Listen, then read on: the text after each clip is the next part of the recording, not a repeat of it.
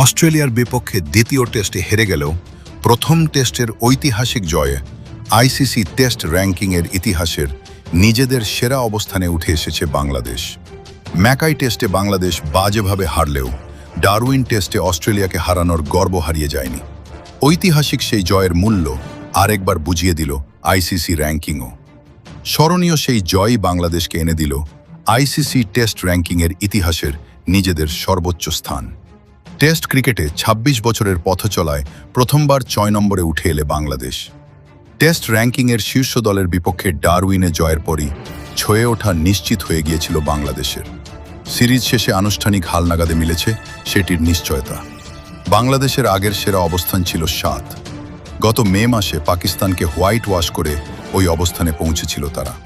পরে জিম্বাবুয়ের সফরের পরাজয়ে আবার হারাতে হয় জায়গা। এবার নাজমুল হোসেন শান্তর দল পৌঁছে গেল নতুন উচ্চতায়। ৭৩ রেটিং পয়েন্ট নিয়ে সিরিজটি শুরু করেছিলেন শান্তরা। ড্র সিরিজ শেষে তাদের রেটিং পয়েন্ট এখন ৭৮। টপকে গেছে তারা পাকিস্তান ৭৫ ও শ্রীলঙ্কাকে ৭৬। ডারউইনে হারলেও অস্ট্রেলিয়া ধরে রেখেছে শীর্ষস্থান। তবে ম্যাকায়ে জয়ের পরও প্রথম টেস্টে পরাজয়ের কারণে তাদের রেটিং পয়েন্ট ১৩১ থেকে কমে হয়েছে ১২৬। ১১৯ রেটিং পয়েন্ট নিয়ে ২-এ দক্ষিণ আফ্রিকা, ১০৬ পয়েন্ট নিয়ে ৩-এ নিউজিল্যান্ড, ১০৪ পয়েন্ট নিয়ে ৪-এ ভারত। বাংলাদেশের ওপরে থাকা ইংল্যান্ডের রেটিং পয়েন্ট ৯৯। আইসিসি ওয়ানডে র্যাঙ্কিংয়েও বাংলাদেশের ইতিহাস সেরা অবস্থান ৬।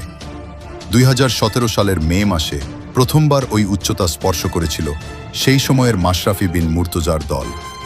আইসিসি টি-20 র্যাঙ্কিংয়ে বাংলাদেশের সেরা অবস্থান ছিল ২০১২ সালে জুলাইয়ে ৪র্থ স্থান। তবে টি-20 র্যাঙ্কিং তখনও ছিল অনেকটাই নতুন। অন্য দলগুলির যথেষ্ট ম্যাচ না খেলা প্রভাব রেখেছিল বাংলাদেশের র্যাঙ্কিং।